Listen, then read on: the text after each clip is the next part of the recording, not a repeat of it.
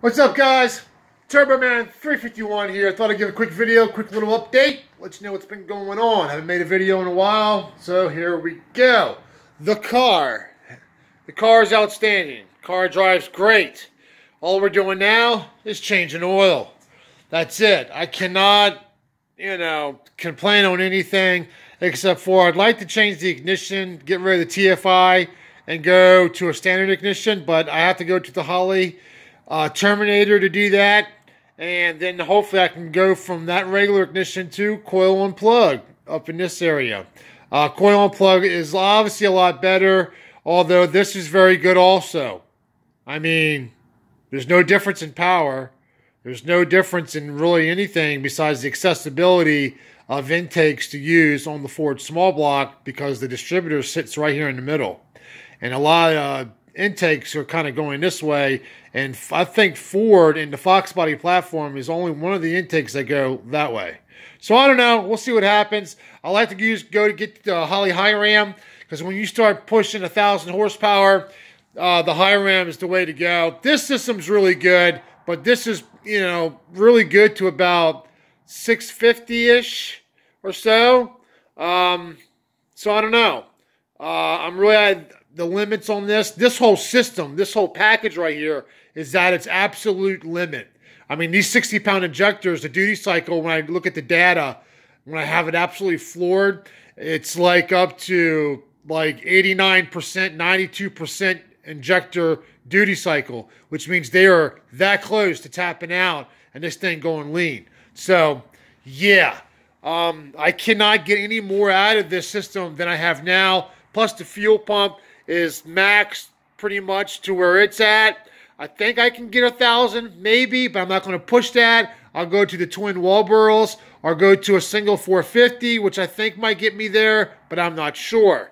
So that's about it for right now. We got winter coming right now. It's getting ready to hit. And so we'll try and get some videos out and see what's going on, because obviously we got this going here. We got 5.3, another 5.3, and yeah, those are coming.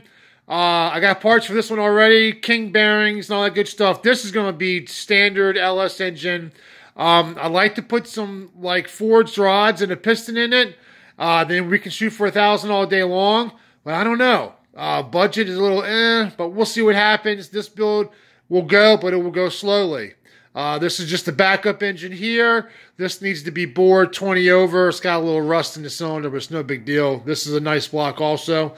2003, 2004. This is right in the middle of the gap when this was the last engine and this was the new engine series, But they're both Gen 3s. Like I got this block here, Gen 3, 2004, with Gen 4 rods and pistons in it. Imagine that. But that was a winner though, dude. And this obviously came with the old Gen 3 rods, which are kind of good, but you don't want to push them. So, we got that going there. You got the 302 sitting in the corner, lonely, crying, upset. I don't know. I might put this in a Jeep, like a Wrangler, like a 91, 92. That would be awesome. We'll see what happens. Or this might go in a pickup out there. I don't know yet. This guy's just hanging out. That's about it for that. So basically, it's, like I said, winter's coming, and we're going to hunker down, and I'll bring you videos on the engine stuff and so forth, and we'll go from there. I don't know what more else to do to the car besides pray and hope that the Lord will open the door to get a T56. But, if I can get my hands on like a 6-speed automatic, which I don't know which one they would make. Obviously, it would be the Foil 80E, and you'd have to get the TCI or bell housing or QuickTime, and get the Foil 80E with the shift paddles. Oh, man, dude, how awesome would that be, dude? Imagine this, dude. Banging shift paddle shifting on this car with 800 horsepower. I know. You manual guys out there, including myself. I know. But just think, though, dude. Wham, bam, But the shift's got to be fast, though. I don't know how fast that 480E shifts unless it's got some type of good dual clutch shift thingy-majigger in it. But then, guys, we're talking, dude, we're talking $15,000 for a dual clutched, lightning shifting, paddle shifting. You know, that's crazy. You know, that's ridiculous. Just a standard 6-speed manual I'll be happy with for $3,000, right? So I don't know. We're waiting to see what happens. I have no idea how this is going to work out because I want to hit 200 miles an hour and hit it really easy. I mean, guys, playing with these Subaru WRXs, these Honda VTECs, the Coyote Mustangs, I eat these guys up all day.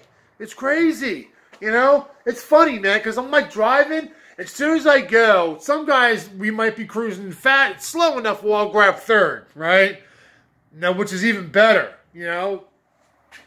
And these guys are looking at me like, dude, you got a car, it's 30-something, get that antique off the road, right? I'm like, yeah. I'll go hit third, but as soon as they hear that blow-off valve, game over.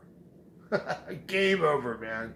You know, all of a sudden they're like, uh-oh, I better get, uh-oh, whoa, dude, I got something serious here, right? They know they ain't no regular 302.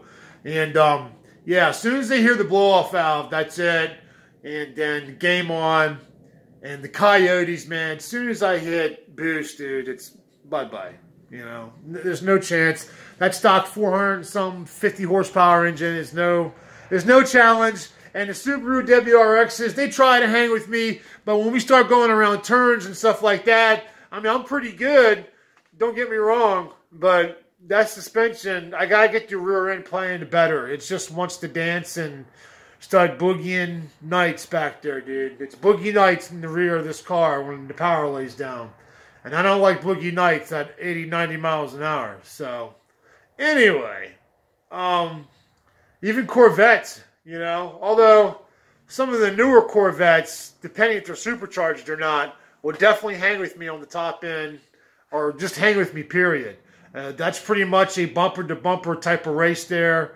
But, you know, stock Corvette, you know, I can take and beat, but not very fast. It's not blowing the doors off, but I'm beating them. It's because I'm out of gear. I'll be honest with you. I got no gear left, man. It's frustrating, you know. If I had that extra 6-speed gear, you know, yeah, I could blow the doors off the Vets, no problem. But just being a standard 5-speed, it's not going to work. The new Vets, 7-speed transmissions. It's ridiculous, you know. So, all right, guys, there's the update. I'll let you know what's going on and how quick it will come in the build with the blue car. We're going to get some video content on that too also.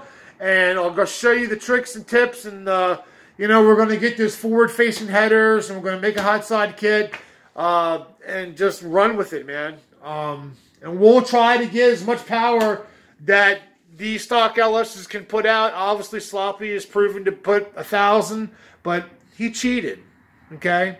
Sloppy Mechanics cheated when he went to go hit that 1,000 horsepower. He had a shot of nitrous, you know? And I think his turbo tapped out, and there was no more turbo left. And then he shot the 50 shot or 100 shot and got to $1,000. So, I don't know if we're going to make that much power because then the suspension becomes an issue and I don't have another $2,000 for suspension. Mostly the Fox bodies that I'm driving, like this one here, it's all stock suspension with the upgrade of maybe, you know, the control arms and so forth. You know what I mean? So, I don't know. We'll see what happens. All right, guys. Thanks for watching. Hit the like. Hit the subscribe. I'll fill you in with more content. It's coming. Hang loose. Mother Goose. Peace.